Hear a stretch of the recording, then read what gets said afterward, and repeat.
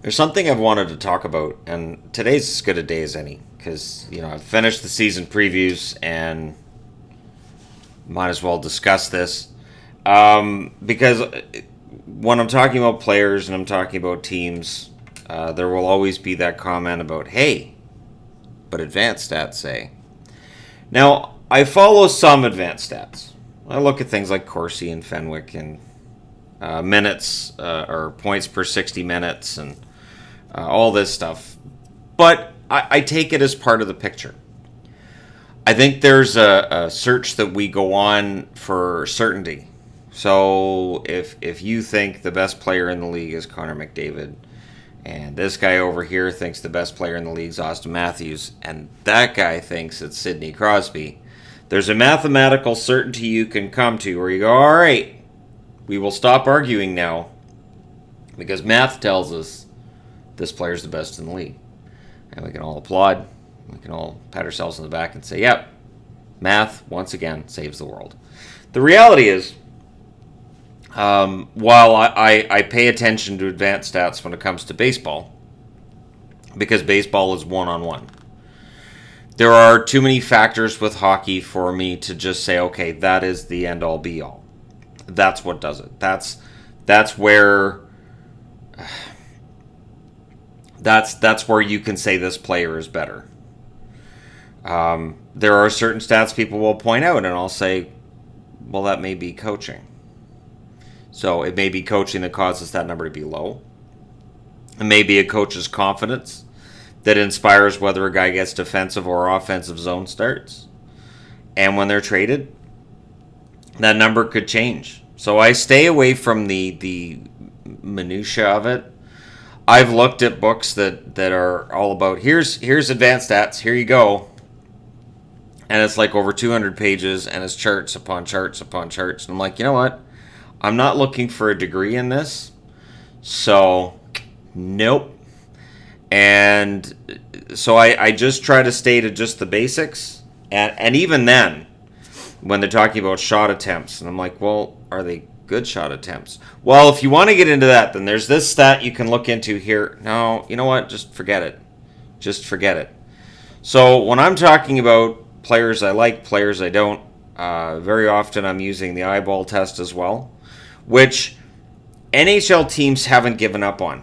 If NHL teams had given up on the eyeball test, you would see a massive layoff of scouts. You would see basically math guys running the entire scouting department, and you don't see that.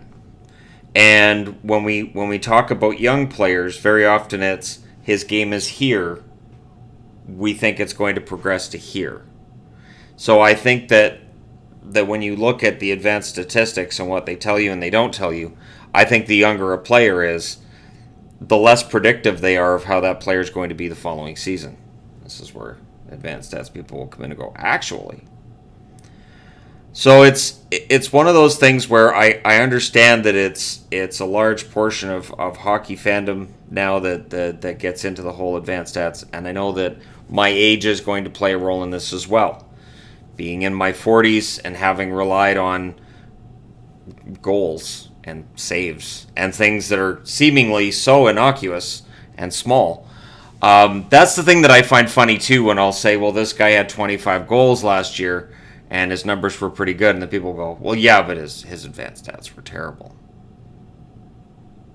He had 25 goals last year.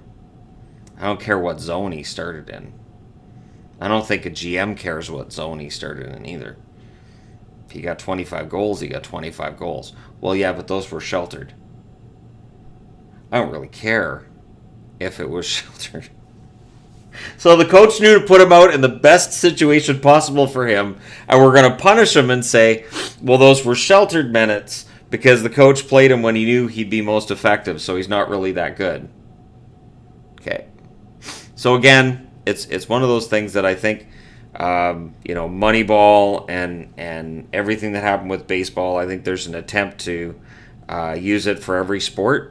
And I think with some sports, it does work, like baseball. As I said, it's a one-on-one. The pitcher, the batter, that's your one-on-one battle.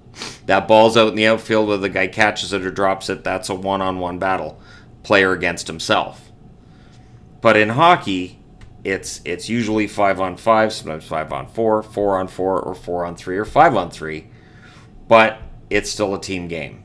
So for me, yes, I pay attention to what the stats will tell you, but I go by eyeball test a lot, and I go by watching as much hockey as I've watched over the last 2 years. I've watched more hockey in the last 2 years than I did in my entire lifetime before that. And again, advanced stats will tell you things you can't see, Shan. I know. So I will pay some attention, but not a ton. And when you look at how much money guys make, and you look at the contracts that get handed out, there are some GMs that definitely seem to take advanced stats into, really, really strong consideration, and there are some that clearly don't. And there are plenty of people in the media that take it very, very seriously and talk about it a lot, and then there's those that just don't. So it will be a continuing debate, I'm sure, on this channel and with people in general, but for me, advanced stats are just part of the picture. They are, I'm not going to give a percentage either of what part of the picture they are, but they're part of the picture. And I look at them with players. When I'm doing career videos, I will sometimes look at the advanced stats and say, oh, he had a good year that year, oh, his year that year wasn't very good. And they usually fluctuate as well. So anyways, I just wanted to throw that out there because I've discussed this before, but I don't think I've actually directly talked about my opinion on advanced stats in a long time. So this is that for people in the advanced stats community who, absolutely see that as gospel. I fully respect that. And for me, again, like I said, it's part of the picture. Thank you guys so much for all your support and for watching this video.